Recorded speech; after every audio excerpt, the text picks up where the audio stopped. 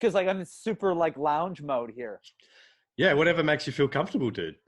Yeah, I think like usually I put a crystal up my butt, but I don't think I'm gonna be able to today.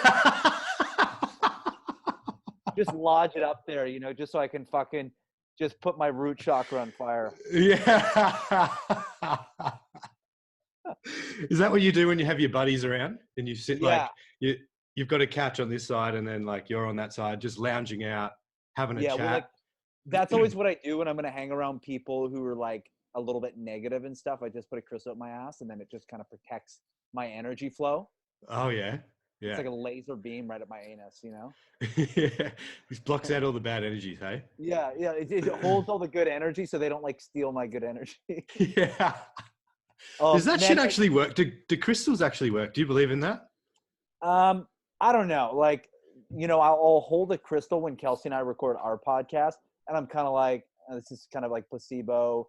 You know, and like essential oil, she's really into it. I haven't really gotten that on board with that stuff, but I guess it does something, you know, helps it.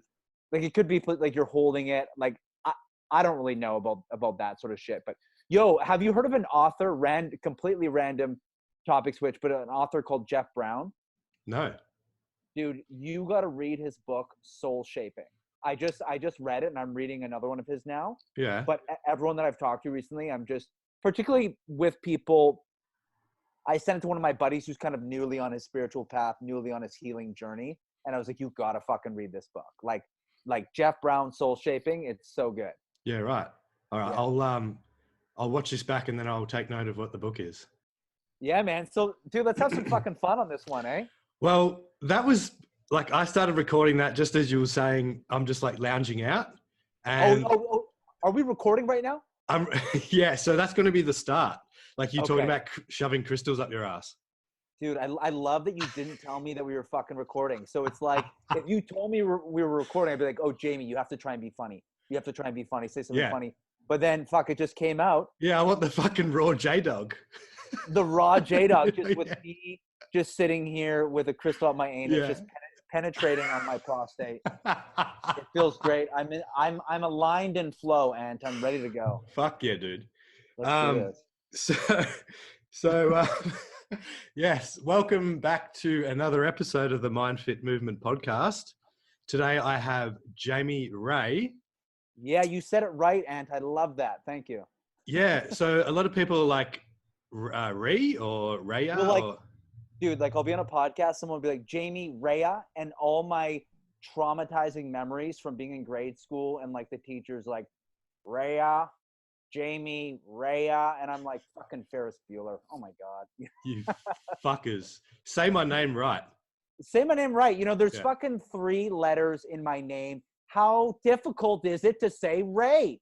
Right. You know? Yeah. But it is challenging though. I think R-A-Y would be a lot more explanatory for people. Yeah. Yeah. I don't even know how. I just said Ray, and I kind of just, even before like we met, I was just like, oh, Jamie Rea. And then when we spoke, you were like, yeah, my last name's Ray, I think. And then I was like, oh, I don't know why it just came out perfectly like that. And you're one of the special ones, you know what I mean? Right. Most people butcher that. So that's how I knew that we were going to be friends. I actually think we're so fucking aligned. It's not funny.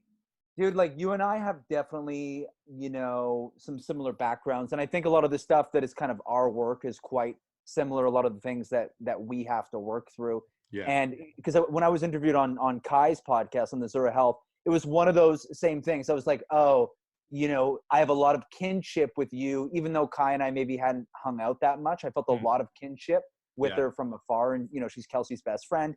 And then with you, it was the same thing because Kelsey was like, oh, my buddy Ant. And it was like, you know, we started following each other on social media. And I was like, me and Ant, you know, are kind of on similar journeys. And, yeah, man. You know, and so I'm so happy that we eventually connected and we still have never met in person. But I'm, you know, dude, like I'm absolutely loving your evolution right now. And like you starting this podcast, like I'm super proud of you. And I think it's amazing how, you know, and like I've been watching from afar and you're stepping into your power. Like, thanks, man. You know, your Instagram posts, your Facebook posts, you're really being vulnerable and putting yourself out there. And I love everything you're creating with is MindFit Body. Sorry. So MindFit Adventures. MindFit Adventures. Okay. Yeah, that's the travel company, the group Yeah, adventure yeah, travel yeah. company. Yeah. Yeah, But man. And I was just gonna say, like, everything you're creating with that, like, you are on your hero's journey, brother. And yeah. I'm proud of you, and I'm really happy to watch you flourish. Yeah, man. Thank you. Yeah, man. That's awesome. Sweet. So for anybody listening, can you actually introduce yourself? Because we've just been talking absolute garbage, Just basically.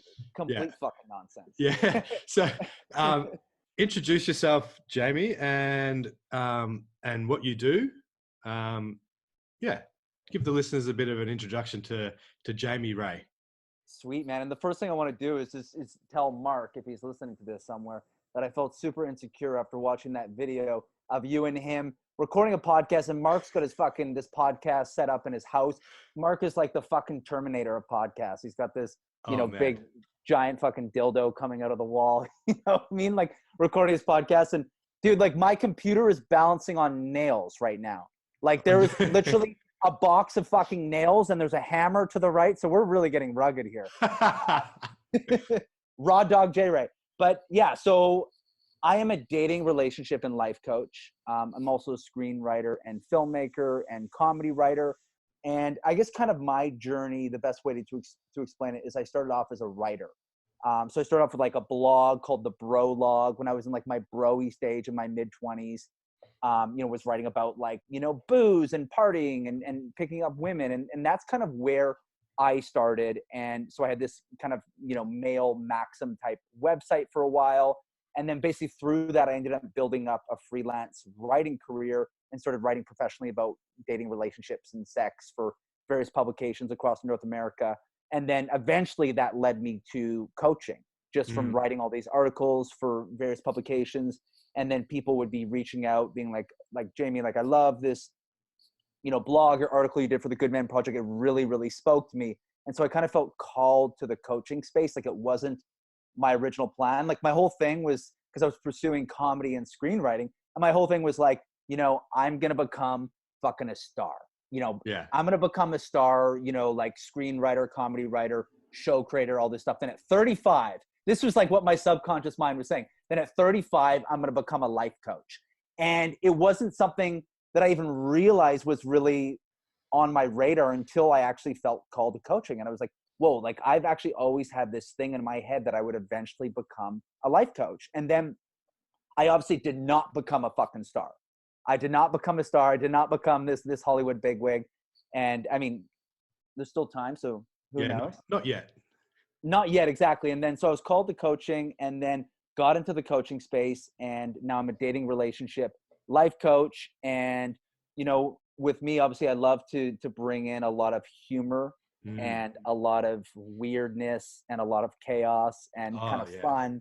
And obviously, doing kind of this working with people in their lives, and more so just preparing the conditions for partnership, whether that's dating or whether that's going into the family system. And I really try to bring a lot of fun to some lightness, because I think humor and fun is just as important as doing kind of the deep healing work. So, we need to fucking come up for air sometimes and just breathe and just laugh. And yeah, so that's like a little bit of me and kind of my journey that brought me to where I am. And yeah.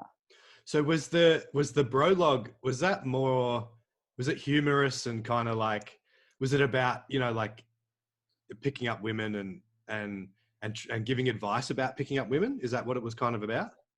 Honestly, Anne, it was like a smorgasbord of shit. Like, I remember the first blog that I ever wrote was called The Impenetrable Pussy Protector.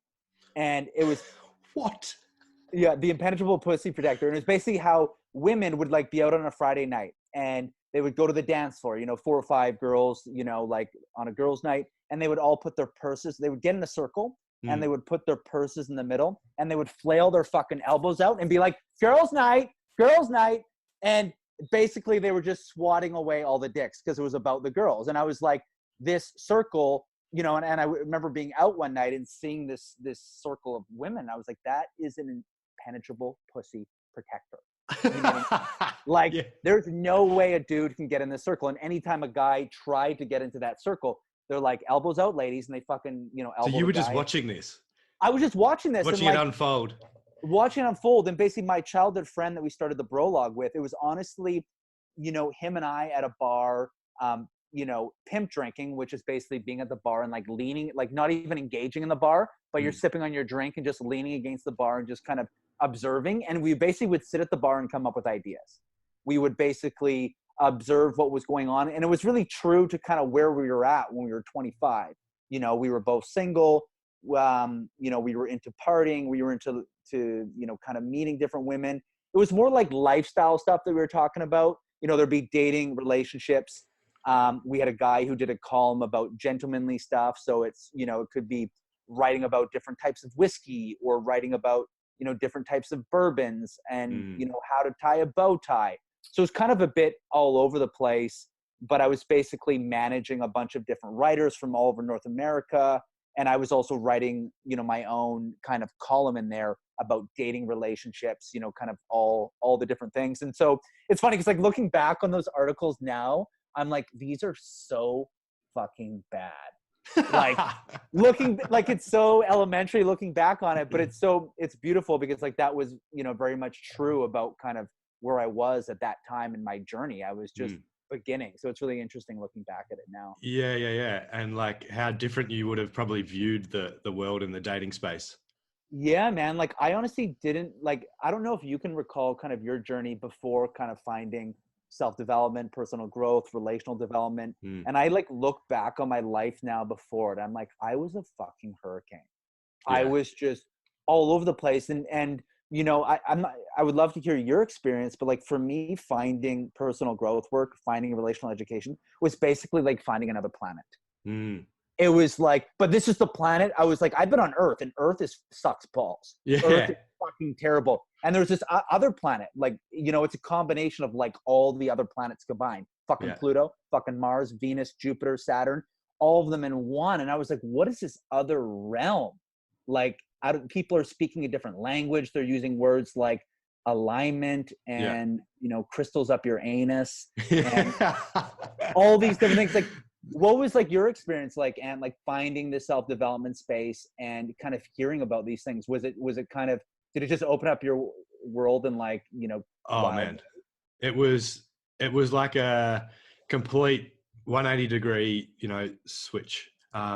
Basically I was a sad fuck. Like I was super sad, and I spent basically all my 20s trying to find happiness and fulfillment in material things, you know, in job status, in making money, you know, buying a boat, house, you know, having nice cars and stuff like that.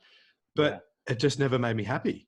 And also, you know, thinking that I had to be around friends all the time to be happy.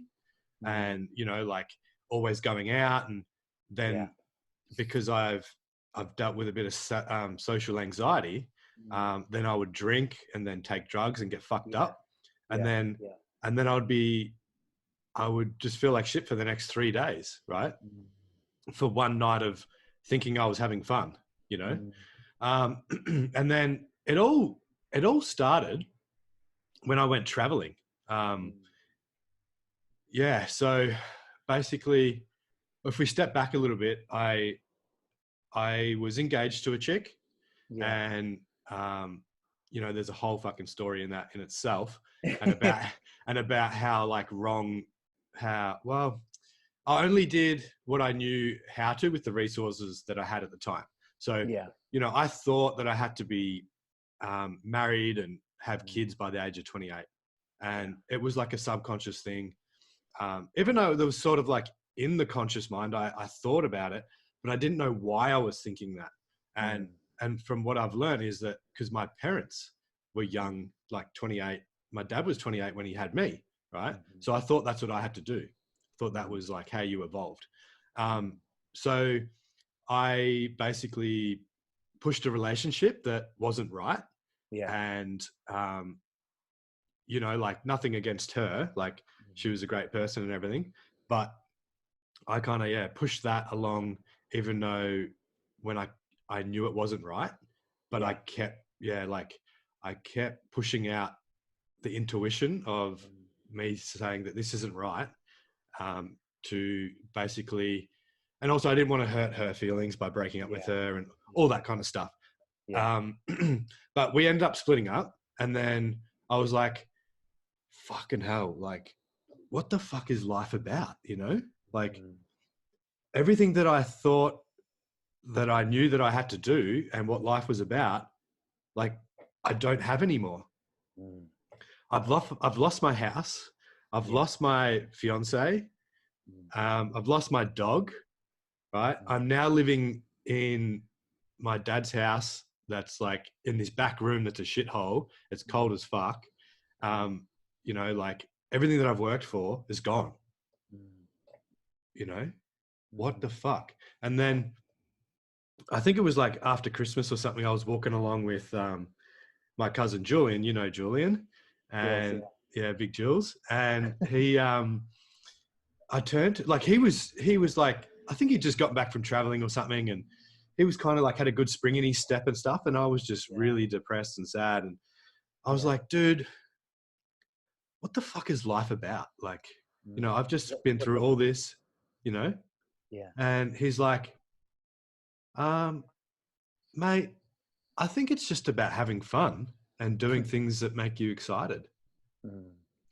And then I just had this, like, this thought. I was like, oh my God, I can now go and do all these things that I wanted to do when I was with her, but I couldn't do them because I was with her. Now, I'm not saying that she stopped me from doing these things. I stopped me from doing these things because I thought, oh, I can't go and work a snow season because I have my fiance and she doesn't want to work that snow season, right? So I abandoned a lot of myself to please her, right? And then, so basically I was like, all right, sweet. I'm going to apply for a working visa for Canada. So I did that and I got that. And then it just happened to be that my cousin was getting married in Italy and the whole family was going over. So we organized a trip to Europe. So I did like 10 weeks in Europe and then moved to Canada. And what happened? We were in my dad's hometown in Italy or Sicily, right? Tiny little town, like not much going on there at all. And there was all these young fellas hanging out. And like, I was just like, do these guys work? Like, what are these fucking slack asses doing? What the fuck are they doing? Yeah. Right. And then like, there was young couples and they were living with their parents, you know, like when I say young, maybe 28 to 35. Yeah. And I was like, Dad, what's up with all these guys just hanging out? Like, do they not fucking work? And he's like, the employment rate here is like 70-30. Like there's no employment, like 70% unemployed, 30% employed. And he's like, why do you reckon my dad left and moved to Australia? Right. He's like, because he said if his kids wanted to be anything or have any good opportunities, he needed to be in a place where there was opportunities, and Italy does not have opportunities, right?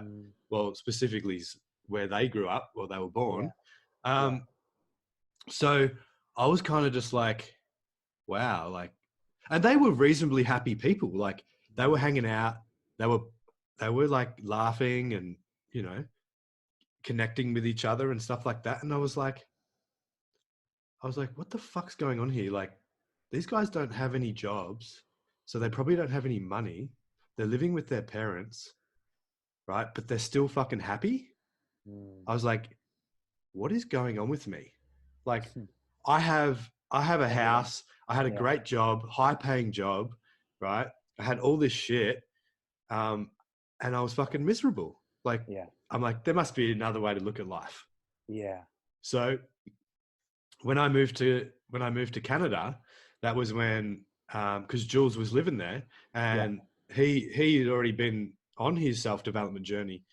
And Well, I kind of think that he's always been that way inclined, looked at life in a different way. And Mm, especially through his acting, mm, acting studies, he's had to like look at a lot of his internal shit and stuff yeah, from his past. yeah, So he was really good to talk to. Like we had some very, very good conversations. yeah. Like I was a fucking mess, man. Like I hated myself. Like I Mm, had no self-esteem, like zero, you know? yeah. And if I, 3 years ago, if I had a thought that was starting a podcast, no fucking way. I would not have even thought. I would have been like, I can't do that. Mm, You know, I've got a shit voice. I can't fucking connect with people. I can't have good conversations. Right. mm, So yeah, it kind of started that way. And he did help me a lot. He was like, dude, you're not dumb. You're not, you know, you're not an idiot. Like you're a good looking guy. You're smart. Just because you think that you're not smart intellectually or whatever, yeah, doesn't mean you're not smart in other ways. yeah, And yeah, that basically like just having that support yeah, it made me feel good about myself. And then yeah, like so we just started having these conversations, and then I was actually in a bookstore with the chick that he was seeing at the time, and yeah. it was Banyan Books. Do you remember? You know Oh, Banyan? Yeah. I fucking love Banyan books, man. I go in there and I feel like, it's like a spiritual vagina or something there. Oh, mate. When I first walked in there, I was like, what the fuck is this place? You know, there's like all this, like, hippie kind of music, like Yeah, raindrops and yeah. incense fucking burning. And there's all And the this. smells and stuff. Yeah, Yeah, yeah. I was like, yeah. this is not a normal bookstore. Dude, I feel fucking enlightened just stepping in there. Oh, me too. Me too. Yeah, Yeah. yeah. Like, even though when I walked in there, I was like, what the fuck is going on here? I was kind of Yeah. like, there's Another something about realm. this. Yeah. And Yeah. then, so she's looking around at all these books and, she's like, this is my favorite bookstore, blah, blah, blah, blah. And I was Yeah. kind of looking at some shit like, oh, yeah, whatever. I don't know what the fuck this is. And then I kind of turned to her and I was like, I wonder if there's a book that could teach me how to get over my ex. And she's like, oh, right this way. And then like we went to this aisle, it was like self-help for men. Okay. Right. Yeah. Yeah. And then picked up a book off the shelf and I was like, no, I don't know what the fuck this is. Like, can't read it. Because that's the other thing. I never read. Like, Yeah. Yeah. like I never read, and I had this thing in my head that I was a bad learner and I was fucking dumb because of what a teacher said something to me when I was younger. Right. Yeah. Yeah. So anyway, and then she's like, well, like, just try this other one. And I picked it up and I opened this page and this sentence read, it said, look at how your dad was treated as a man, or his masculinity was viewed in your household growing up. And it kind of just fucking hit me. And I was just like, whoa. Like, What was the answer? Well, I feel like I'm a bad man because of the disruption that happened in my family when my mum and dad broke up. So like my dad kind of was perceived as the villain because he fucking broke the family up kind of thing. Yeah. Which it wasn't that way. And so my whole family viewed him as a villain. And then even like my nana, so I started making stories up in my head when I was younger that because I'm a boy or I'm a man, I'm like my dad kind of thing. And men are villains kind of thing. And then my nana said something to me. We were like making caramel sauce or something. And like, I would have been fucking around doing something silly. Right. Yeah. And then she kind of was like, stop that. You're just like your father. Right. Okay. Yeah. And that was kind of just like, well, my dad's a villain. Now I'm a villain, which I'm makes like me my dad.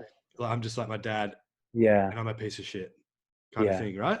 Yeah. So I was like, all right, fuck it. I've got to get this book.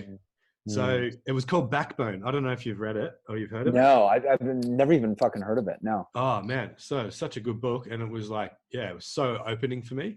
It was basically, it's about regaining your true masculine power. Yeah. Love it.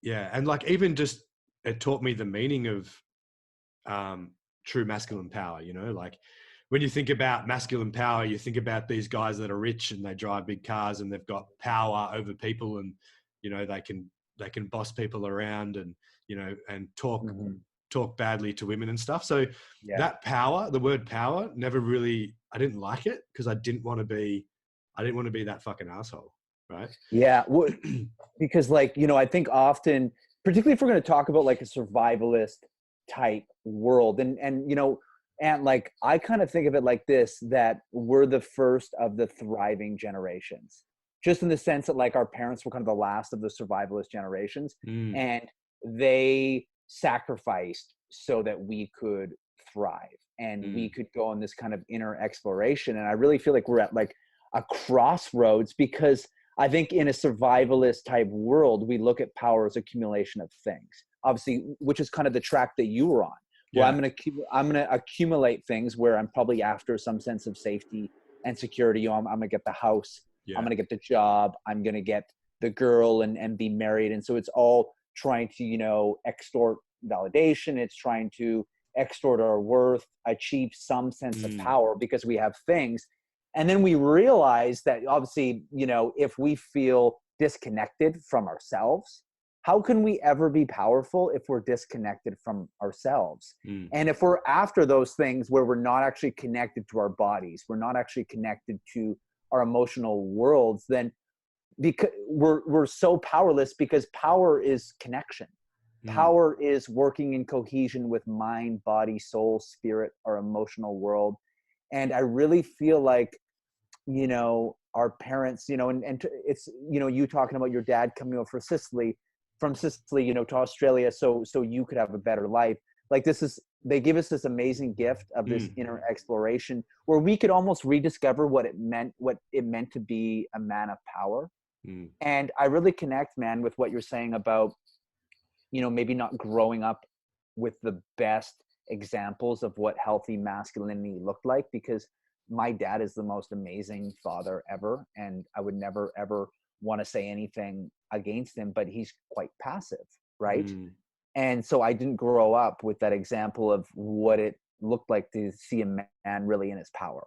Meaning, you know, he's, you know, if we're going to talk, you know, masculine energy, it's directiveness, decisiveness, you know, it's forward movement, it's, you know, being able to be connected to who you are. And that's where I think you and I, there's a lot of connection, because a lot of my work is about integrating what I call the hero quality, which is this ability to increase our tolerance for our own discomfort, which is by, you know, integrating more fear into our life. Because I know you can connect with this as well, but like fear was such a huge sabotage for me. And it's because anytime it's because I wanted to feel safe. I wanted to feel secure. So I would try to control things because I was trying to extort some type of certainty, some type of safety. And uncertainty just freaked me the fuck out. That's where my whole nervous system would go into overwhelm, and I would literally contract myself. And fear is, for I think guys like you and I, where we struggle with a core wound of incompetency, it's our fucking liberation. Fear is where we expand our life, where every time we integrate a new fear, and we actually integrate it like on a cellular level, where we engage. It's like you even doing this podcast. Probably before each podcast episode, there's a bit of that butterflies in the stomach, a bit of the sweaty hands, a bit of this feeling of delirious kind of overwhelm, like you're kind of out of sorts, like you can't really ground yourself. But every time you do that fucking podcast episode, you've stepped into a little bit more of your power. You have stepped in, you've claimed something that you didn't have before. So it's basically power that in your childhood that you maybe had given away because you were a boy, you were trying to figure it out, you know, so you were trying to accumulate safety, security, control, certainty by getting all these things. And meanwhile, thinking you were getting power, you're actually giving your power away.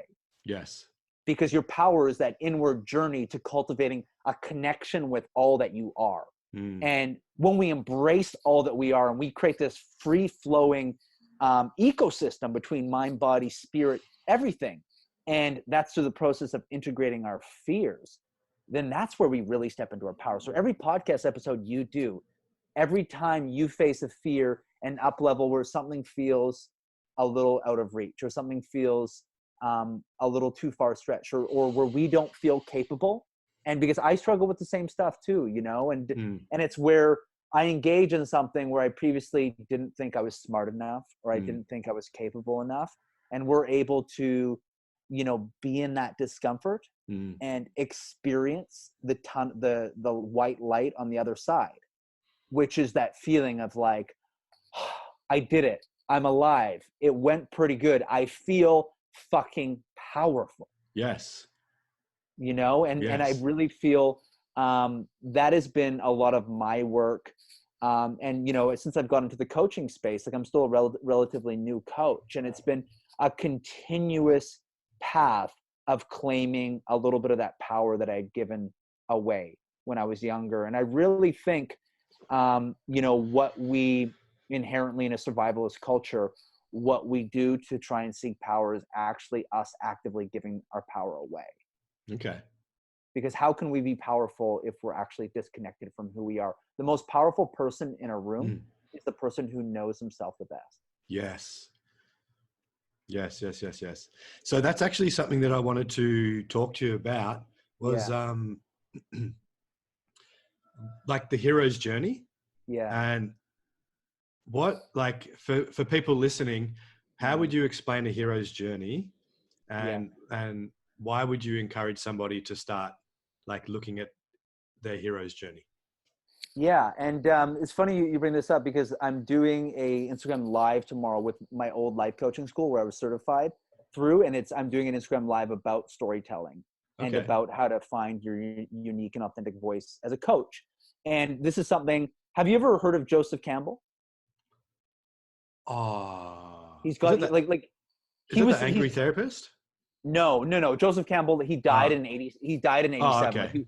I just looked it up. He was born in like 1904. And like, I had never heard of him until the girl I was doing this call with today brought it up. But he has a book called A Hero of a Thousand Faces or something. But it was basically the methodology around Star Wars was based off of it. It's basically kind of the construct of the hero's journey. And like, I haven't read the book, but I just fucking wrote it down on my list. But these were things that I was already kind of intuitively doing in my coaching practice with my clients. But I kind of like to think of it like this. For one, when we go on a healing journey, or we go engage in a process of our own transformation, we are essentially engaging. I really think that's kind of the beginning of the hero's journey, when it's the journey inward, where we're going to begin to look at, you know, all our wounds, all, you know, those places where we gave our power away. And it's almost like that point where we kind of get down the personal growth track. It's like in a movie when, you know, kind of the montage comes and we're kind of going up the mountain towards the climax of the story. Like this is the grist of our soulful journey, where we're really going to carve out our hero quality. And I really think anyone who's on a healing journey is on a hero's journey, because if you think about it, the hero's journey is the path towards your higher self. Yeah. Which is the path towards essence, I believe. So it's kind of the death of ego path and the birth of essence path, which is what you could characterize as a spiritual awakening. But it's basically, I am going to move towards that soulful self. I am not going to live for those identities. So it's an unbecoming. I'm going to move all the mass identities, and I'm going to get to the pure heroine crystallized version of who I am.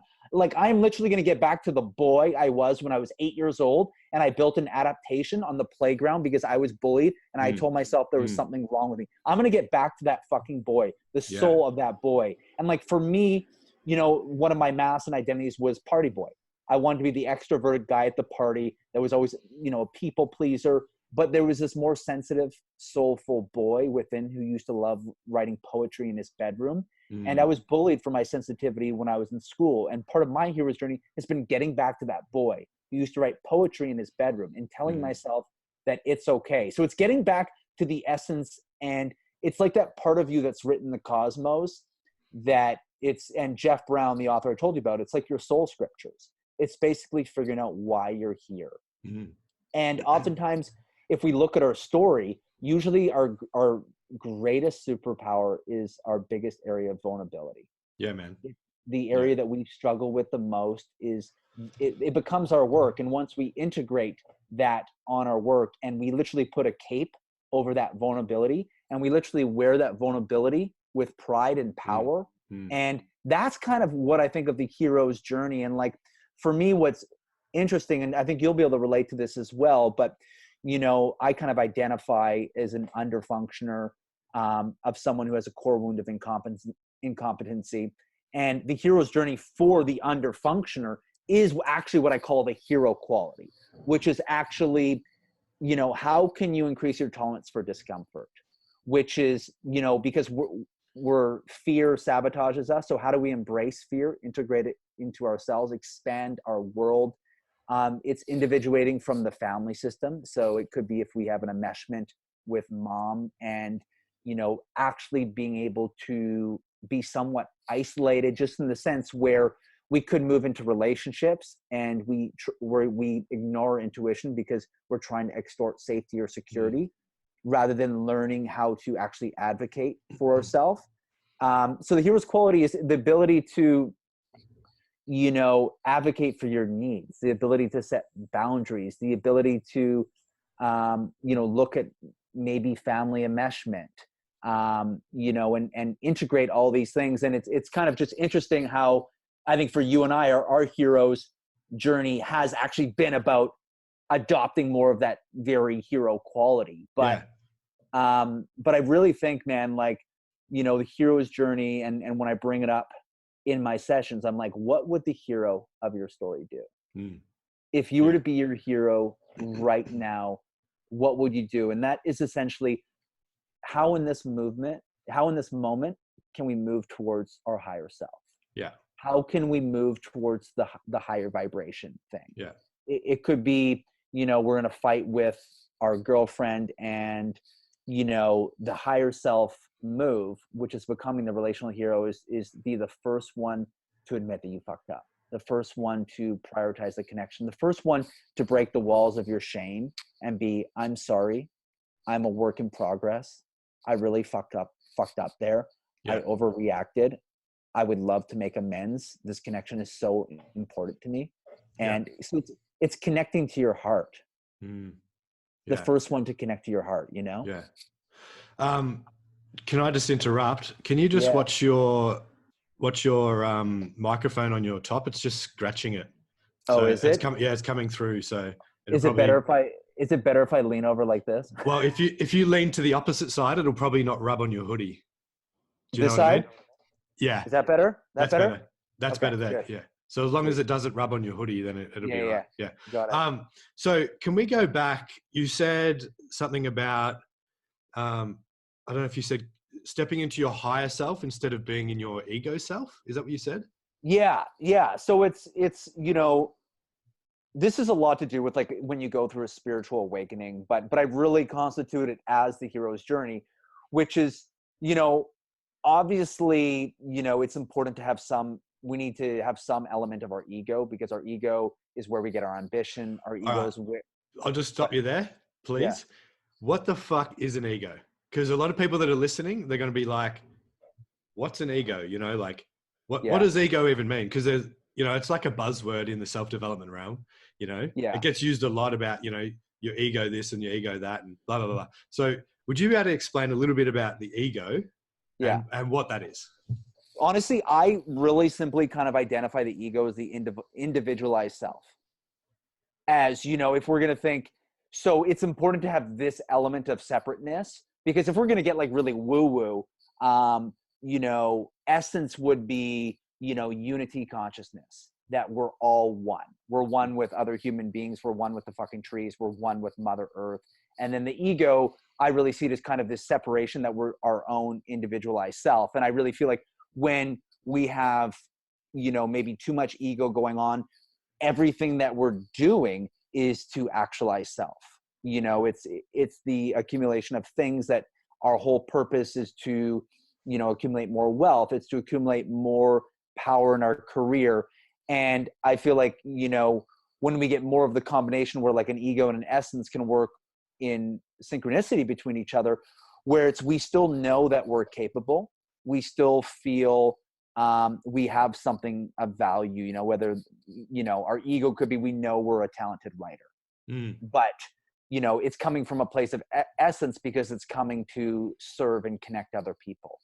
And when we're creating, we're channeling from something more of source, where it's more living through you. And so I really just kind of simply put, see the ego as just the purposes of an individual self, that, we're going to constitute and engage in things that are with the really direct purpose of just serving the individual.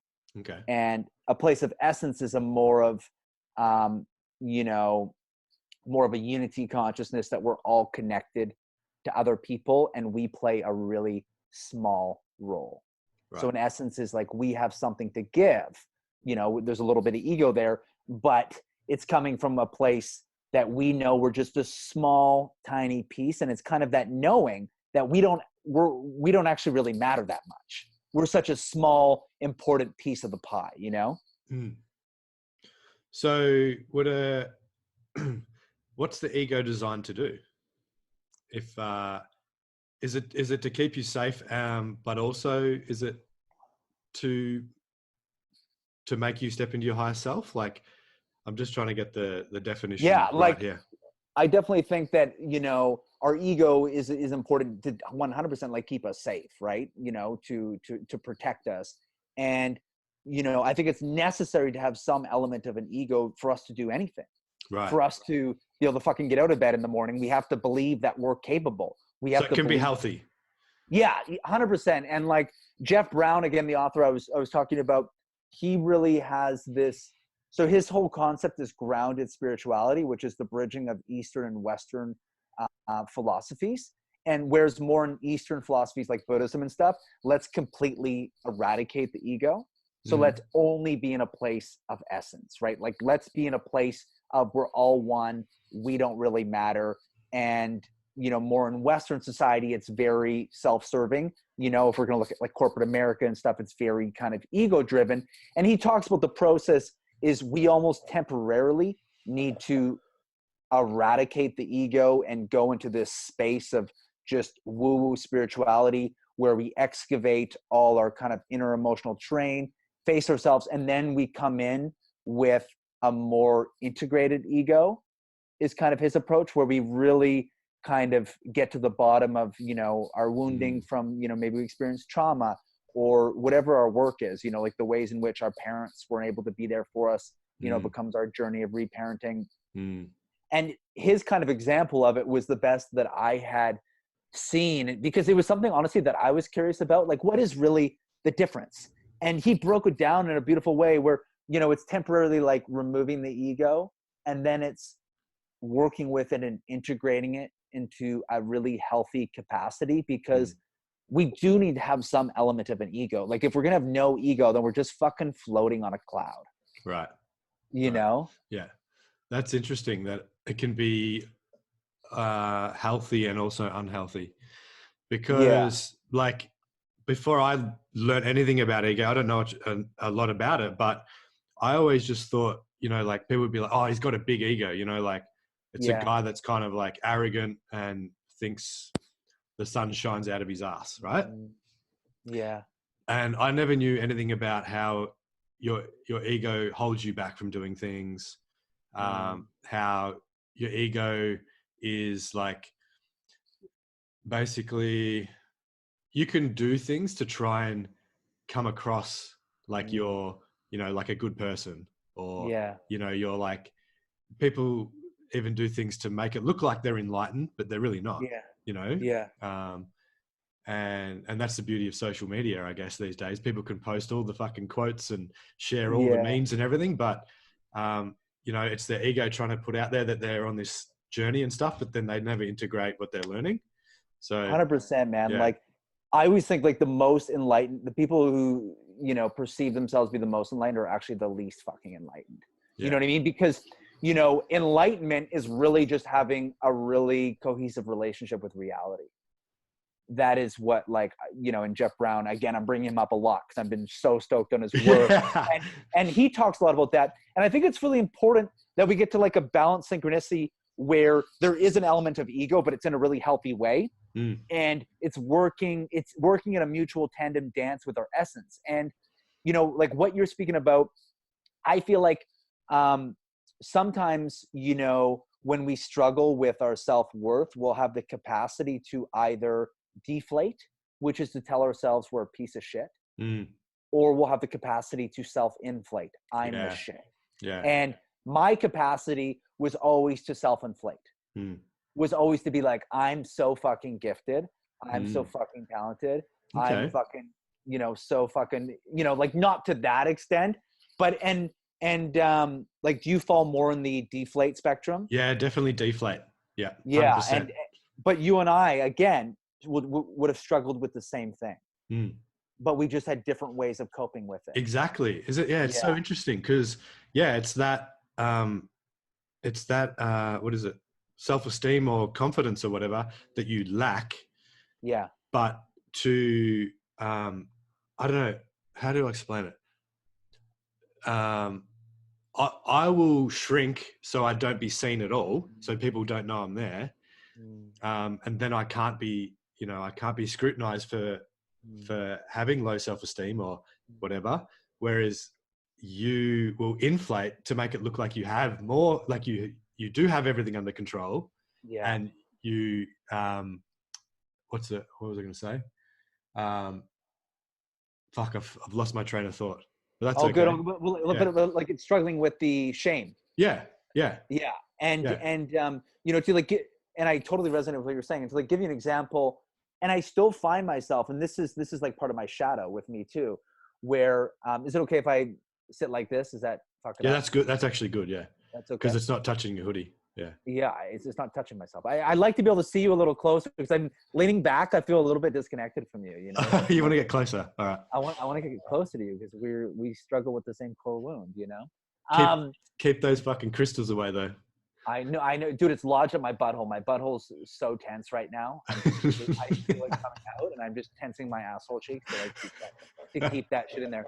But it's like, to give you an example, I'll see people being successful online, and still sometimes, or people that are connected in community, and still a lot of the times the go-to is to be critical. The go-to is to be like, oh, like they're not that good or something, and that is like my shadow self, this jealous, competitive part of me. And what's really underlying there is a need that I haven't advocated for. Right. So, and the need is that I want to be celebrated. I want to be of value. And the thing is that too, is like, I grew up in a household where I say my biggest problem is I was hugged too much as a child.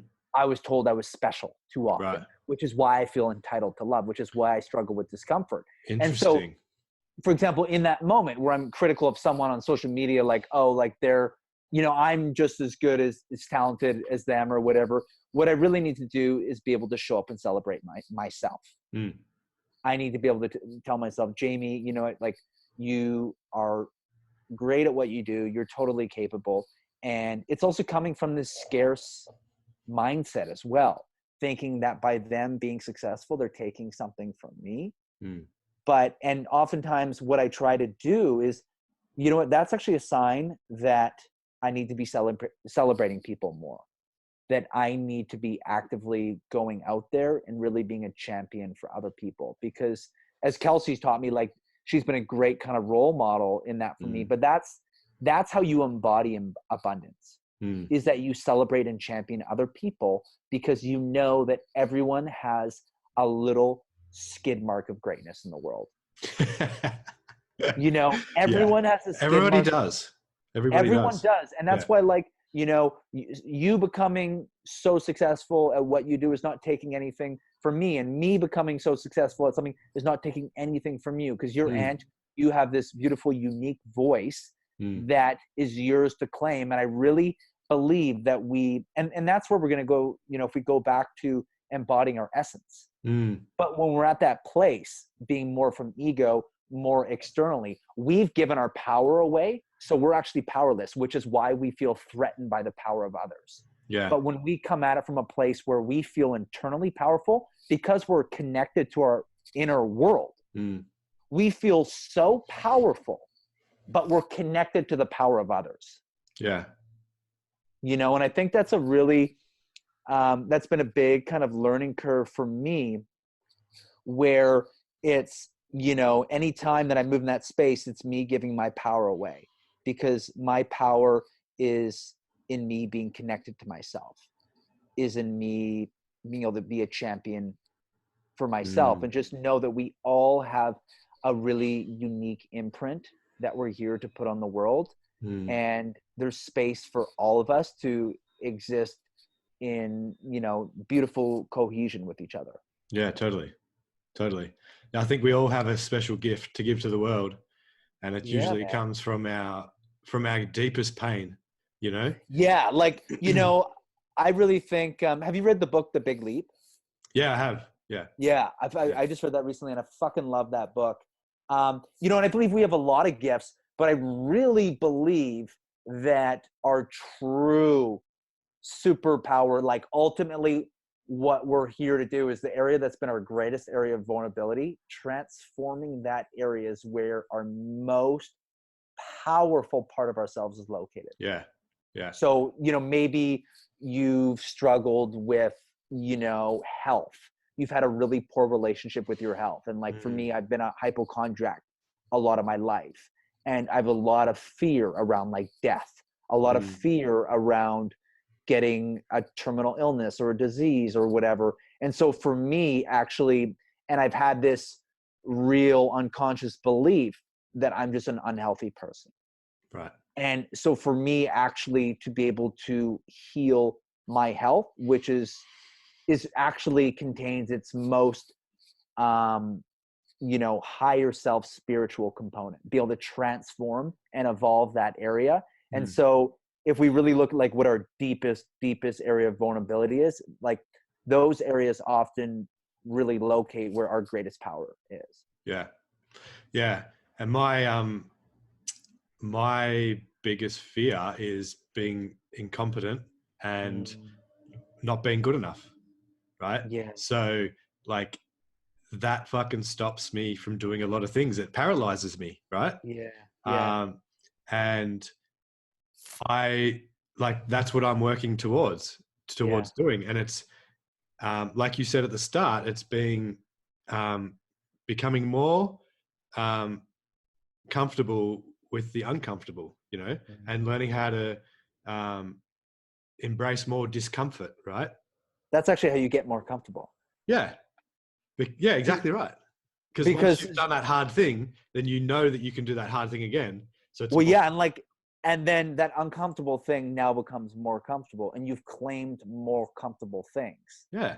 I like to think of it like, you know, people live in their comfort zone. Actually, you know, the people who live in their comfort zone actually are the most uncomfortable people, because they're the ones with the biggest discomfort zone. If you look, people that live in their comfort zone, this is like their comfort zone, whereas they have this massive discomfort zone. So they have all these things they're uncomfortable of. But every time you stray outside of that comfort zone, you're literally getting more comfortable pillows to bring into your comfort zone, because you're slowly transforming discomfort into comfort.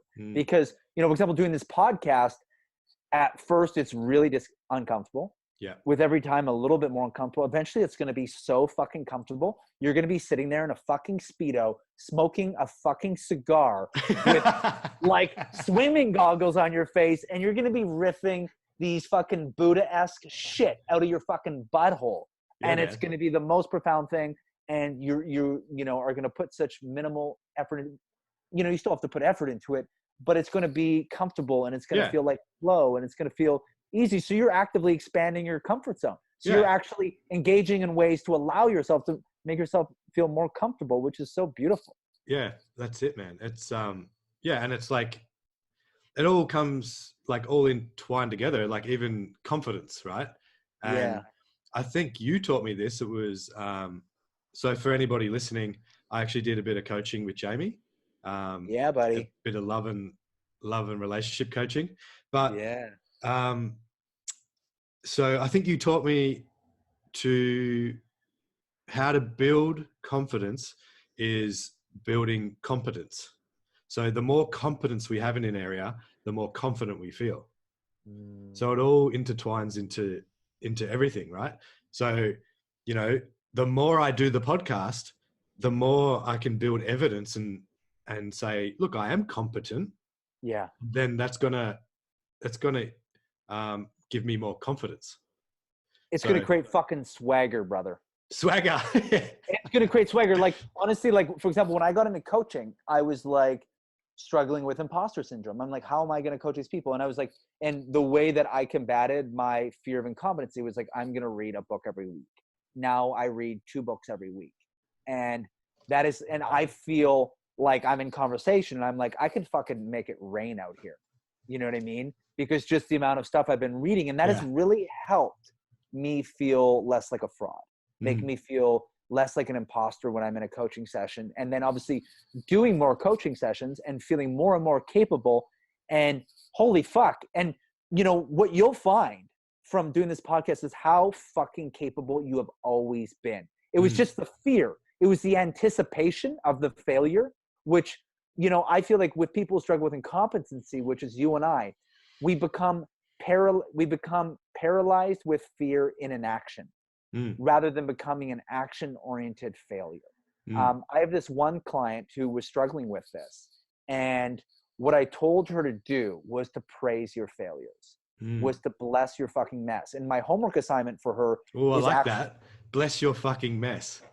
Bless your fucking mess. And yo, my homework for her was to throw a celebration of failure. You know, people throw a fucking celebration of light. Yeah. She's in a couple weeks throwing a failure party where she's celebrating her mess, inviting everyone over. Instead of writing fucking New Year's resolutions, they're going to invite, they're going to talk about how fucking bad they are. They're going to talk about their shitty ass failures. You know, they're going to write them down, because those are lessons. Because, you know, success is the process of failure.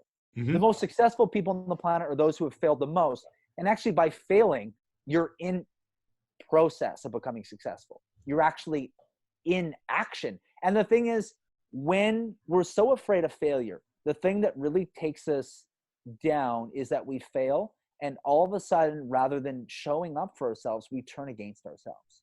We are like, you're a piece of shit. And the sabotage pattern, the raccoon fucking sabotage pattern begins. But what would happen if we actually changed the energy flow from being super negative? So, you know, say we failed, say us in this podcast, we did the shittiest podcast, and this is an amazing podcast and I'm loving it.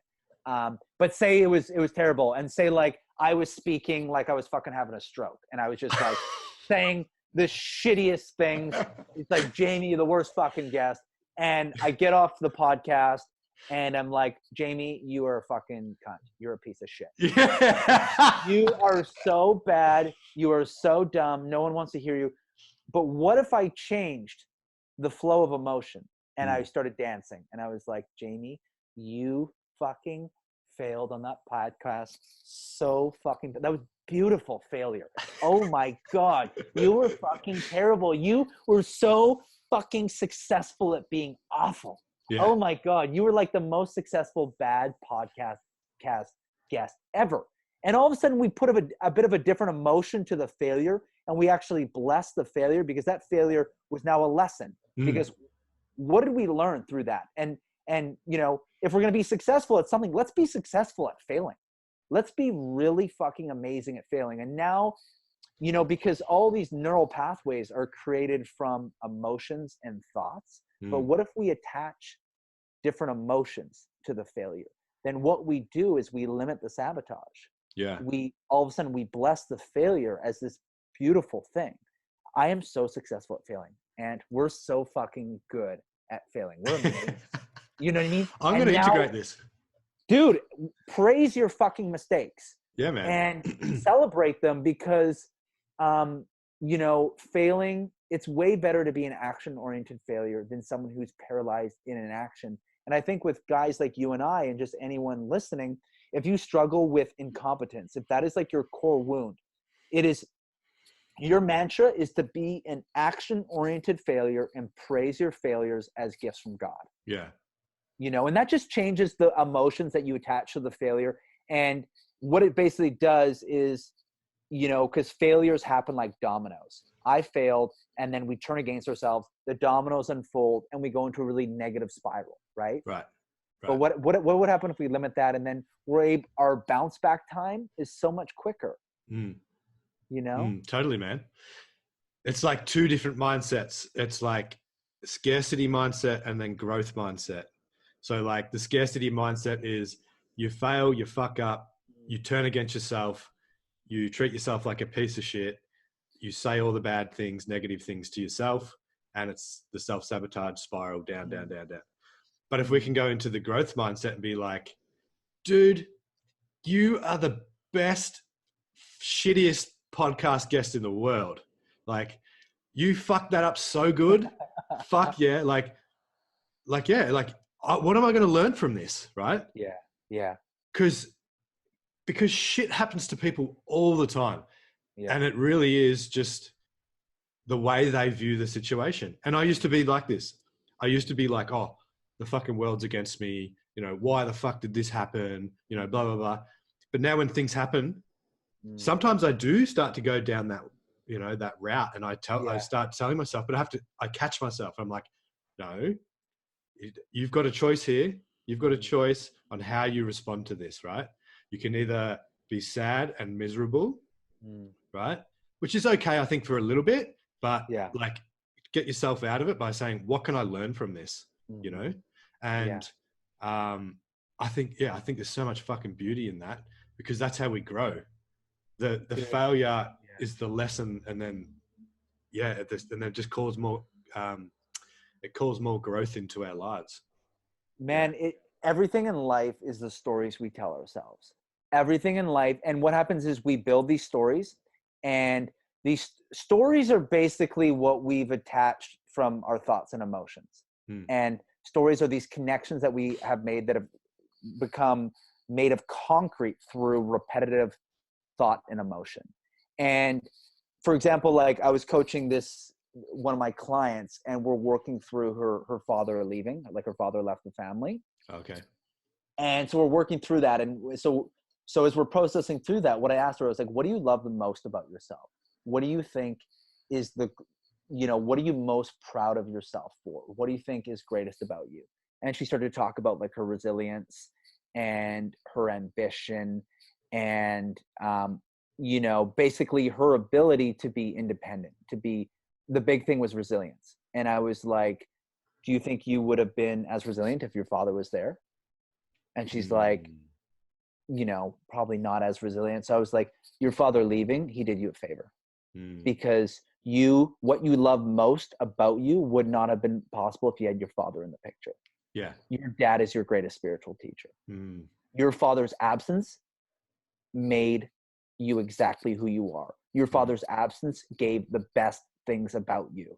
And it was supposed to happen because you were meant to carve out this beautiful resilience.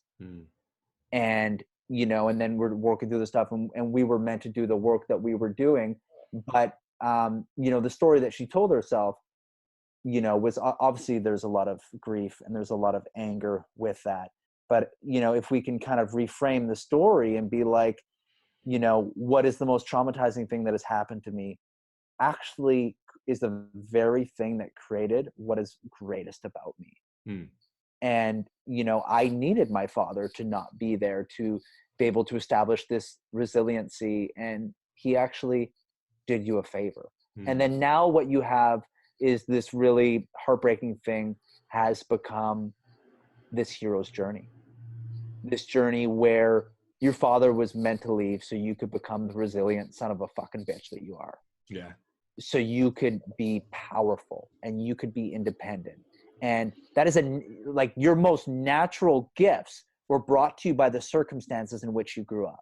Yeah. However painful or traumatizing those circumstances might be, what is your greatest natural gifts that you're going to give to people and inspire people, you would not have without the circumstances you grew up. It's like when I go back to the fact that I was hugged too much as a child, I have this natural gift to have the confidence and courage to freely be myself, because I was given the gift of space by my parents to be who I was. I was given support to cultivate my self-expression.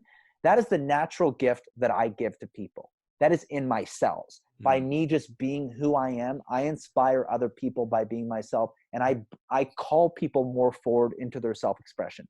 I have all my work around incompetency and self-inflation and all these things, which is the underbelly, which is the shadow of my upbringing.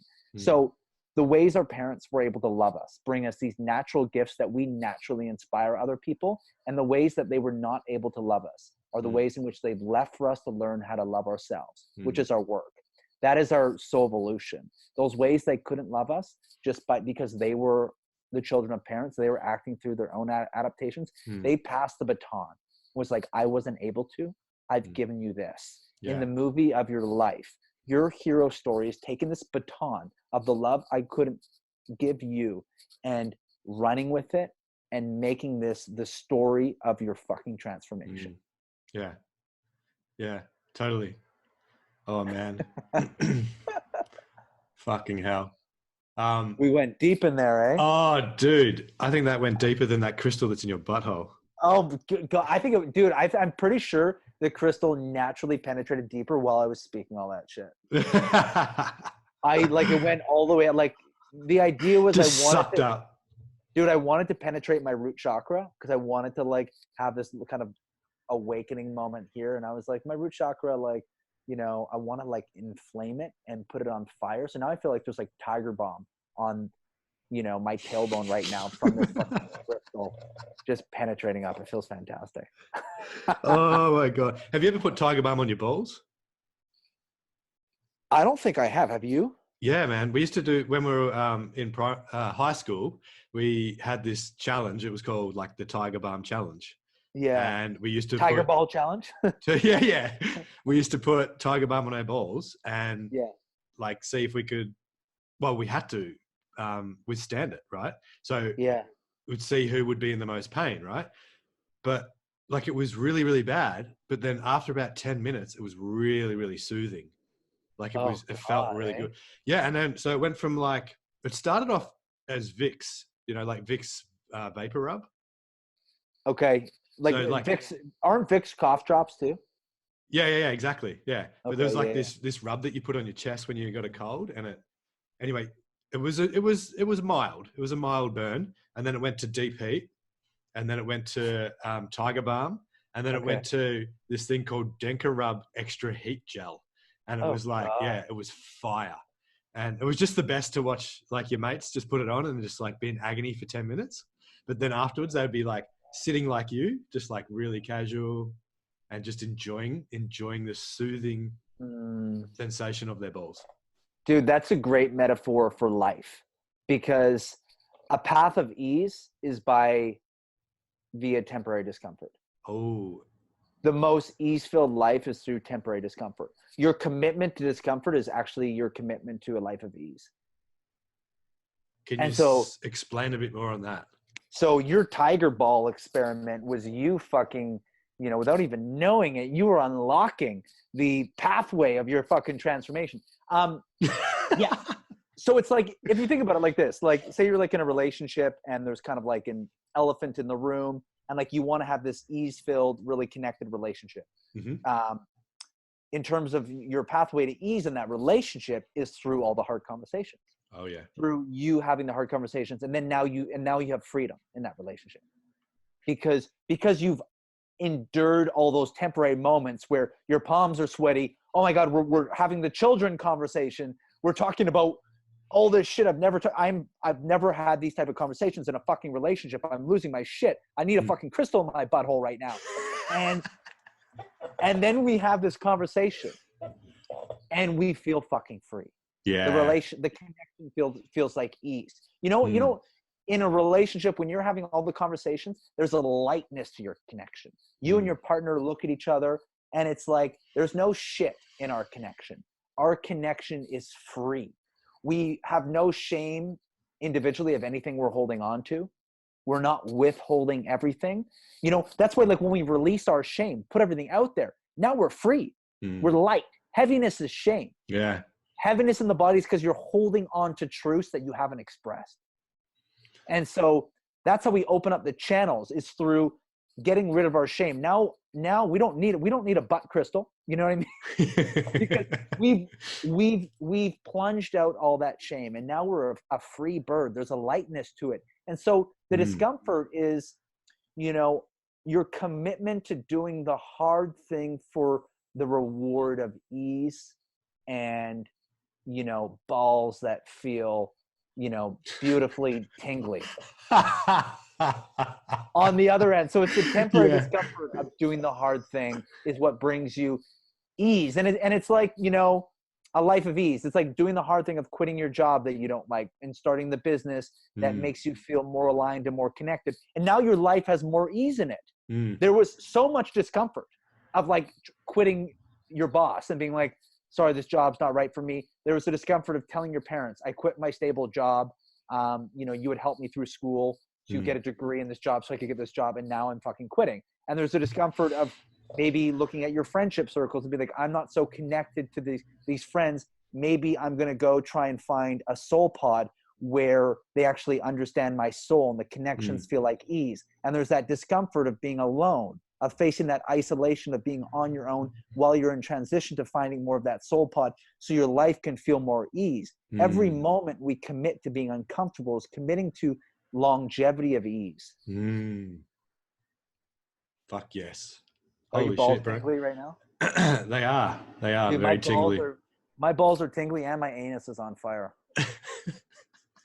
Dude, I listened to a podcast of yours and Kelsey's. Yeah. So if anybody listening, Jamie's partner, Kelsey Grant.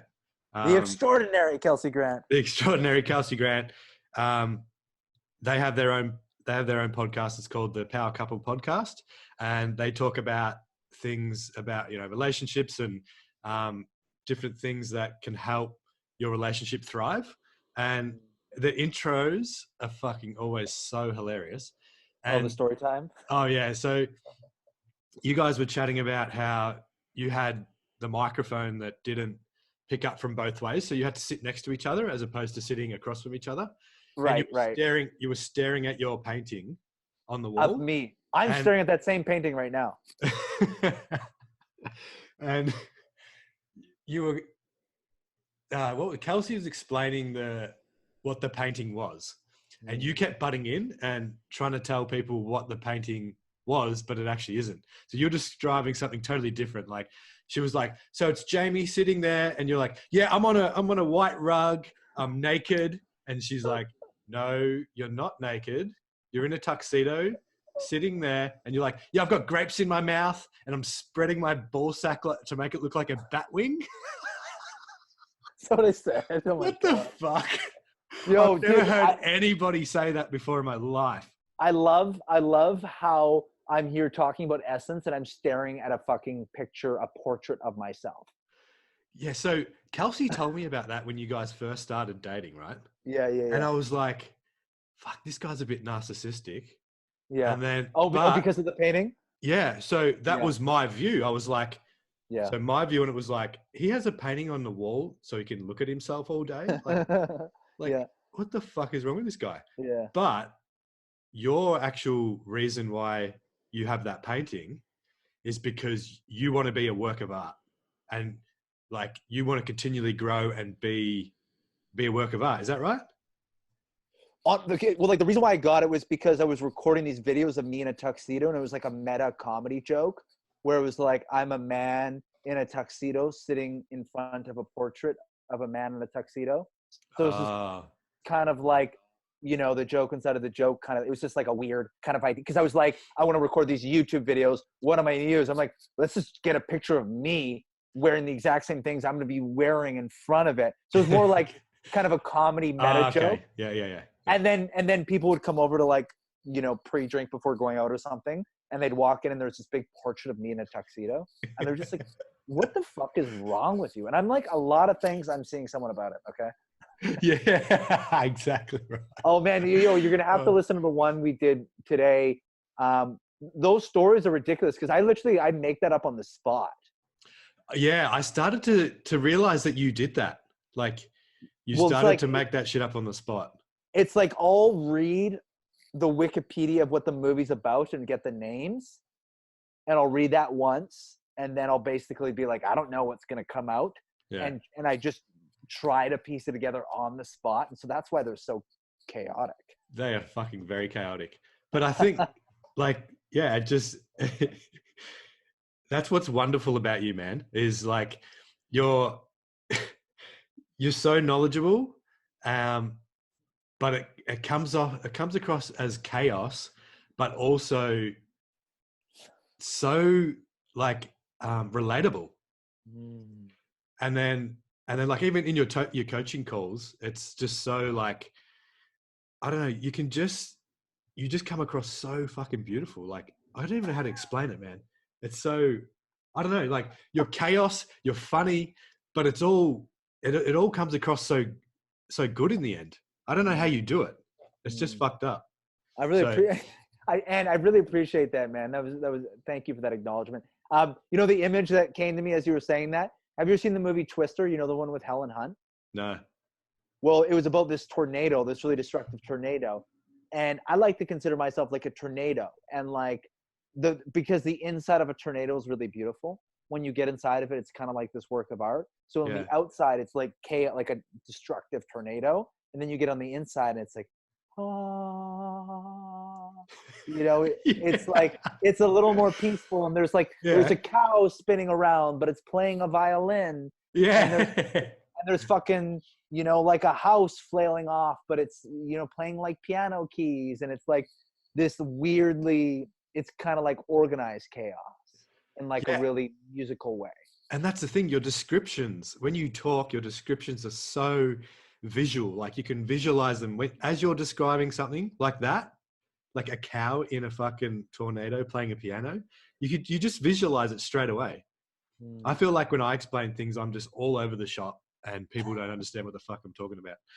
And you and I are just a couple tornadoes here. It's all, brother. And I just want to say, man, like I'm so, again, I know I said this at the beginning, but I'm so proud of you and everything you're doing, and your evolution and you starting this podcast.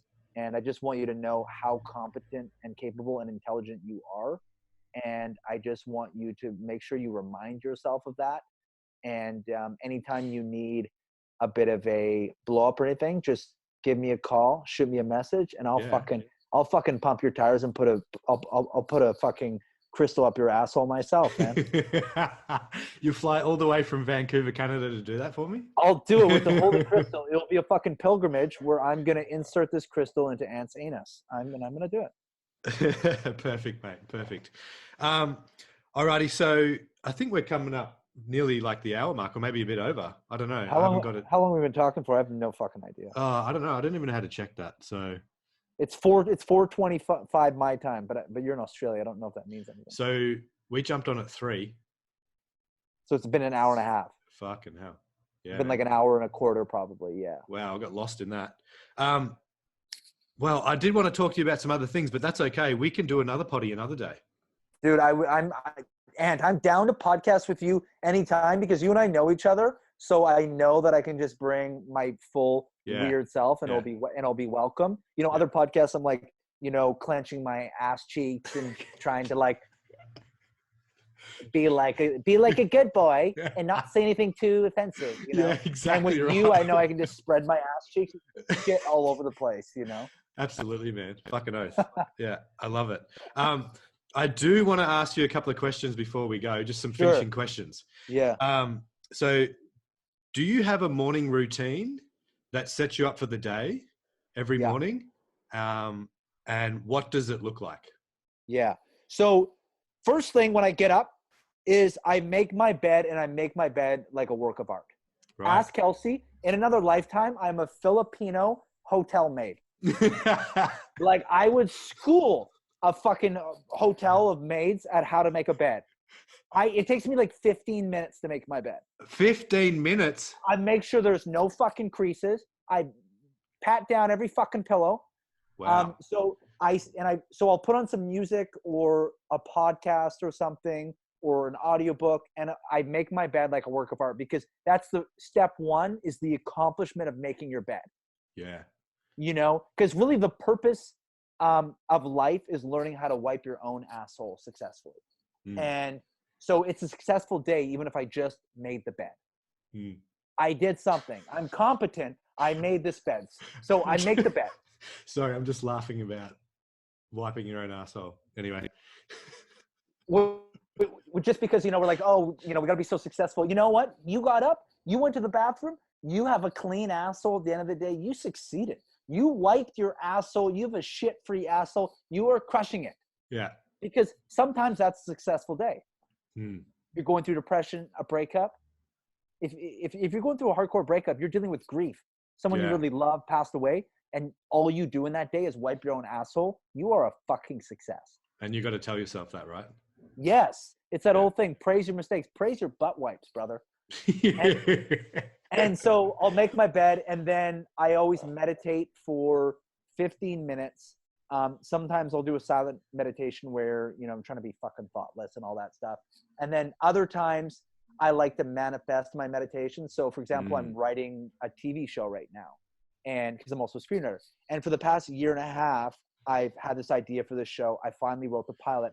And every morning for 15 minutes, I'll meditate the show on Netflix. I'll meditate like opening up my computer and going to the comedies like recently added. And there's my show. It's called Kombucha. It's about a spiritual commune in Southern California. It's a comedy. And it's just me making fun of self-development in the spiritual world. So I'll imagine my show on Netflix and do an active meditation. And then from there, and I'll have a smoothie. I'll usually go get coffee at a place by my house. And then I'll either read, or if I have a coaching call first thing, I'll jump on a coaching call. Yeah. Or if I don't have a coaching call, I'll usually write first thing. Okay. Yeah. So with your meditations, so I meditate every morning, and I think it's key to setting yourself up for the day. But I struggle with it a lot, and I know a lot of people do. So I do 10 minutes, and I've been doing guided meditations. Like I'll jump onto YouTube and just type in mindfulness meditation, and then I put the earphones in. So it's a guided meditation. They're trying to tell you what to do. Like think of this, or like breathe, focus on your breathing, blah, blah, blah. But I find myself just thinking about the most random shit. And I feel like I'm manifesting more than I am meditating, like when I'm doing this. So it's interesting how you said that you set intentions while you meditate.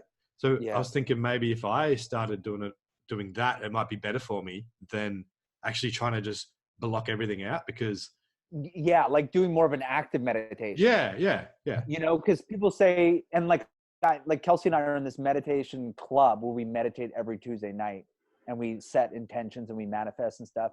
And so sometimes meditation can be good just to observe your thoughts, just to be like, oh, there's that thought there, and just observing what's coming through, as opposed to like condemning, fuck you, Jamie, why do you have this thought of this burrito right now? Be like, oh, there's a burrito. Look at this burrito. That looks delicious.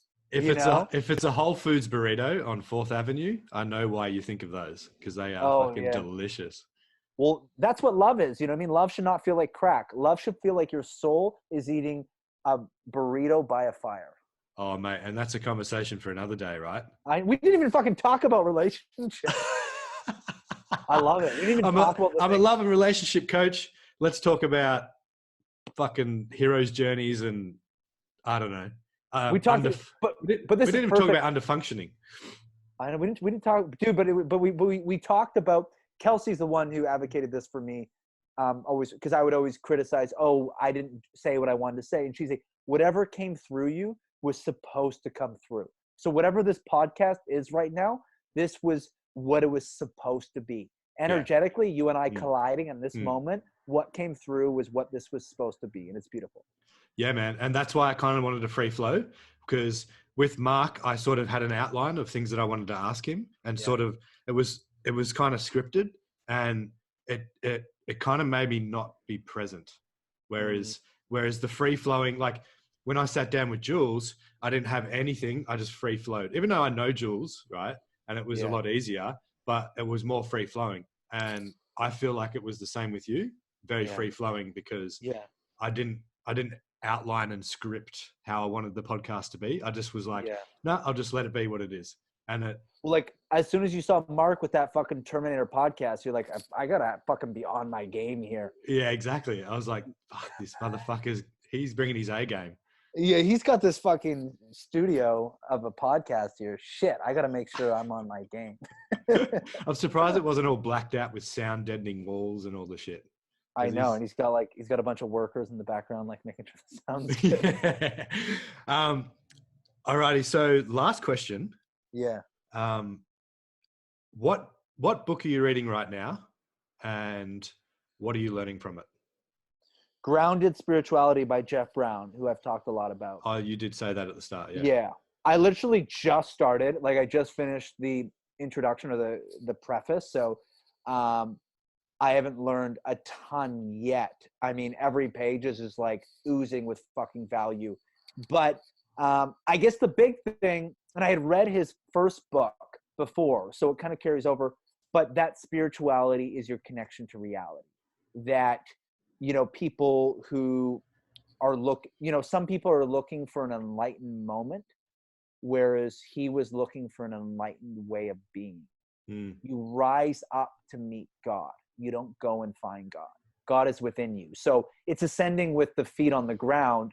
So it's this whole idea, like say you go to church every Sunday to repent your sins and going to be closer to God, but then you go back into your patterns in your life because you haven't excavated your traumas or your inner emotional terrain, and you go back into the simple ways of being. Whereas the pathway to God is a pathway of working with your very humanness, of unbecoming all the masks and identities, working with your trauma, building a cohesive unit between mind, body, soul, and your emotional world.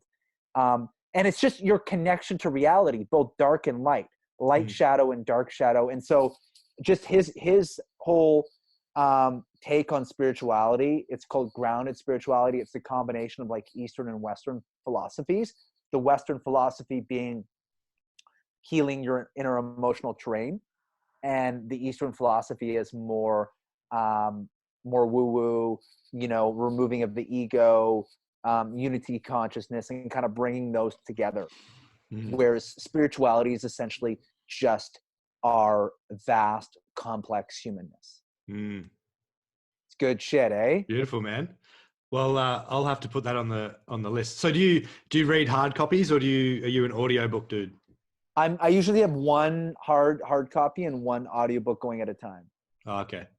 Yeah. And so, yeah, but the grounded, and then I'm listening to an audiobook called Silently Seduced, which is about boys who are meshed with their mothers and about covert and overt incest in the family. Oh, Jesus. That sounds heavy. Yeah. It's about sex addiction and, you know, yeah, it is a heavy one. So after I read a heavy one, I like to get something lighter in there. So definitely something lighter is on the way. Yeah, exactly, man. All right. So is there anything you would like to plug? If people want to find more about you, where can they go to check you out, brother? Can I plug my butthole? You already done that, so let's like plug something else. Yeah, the best way to unless you're selling your butthole, you can plug that. Oh man, yeah, I'm just gonna send it FedEx.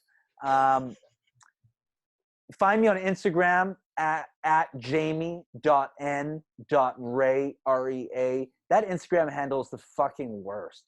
At jamie.n.rea. I wish it was something cooler, like radical self-love, you know? Oh man.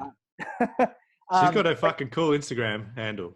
I know, and Create the Love, like that's another good one.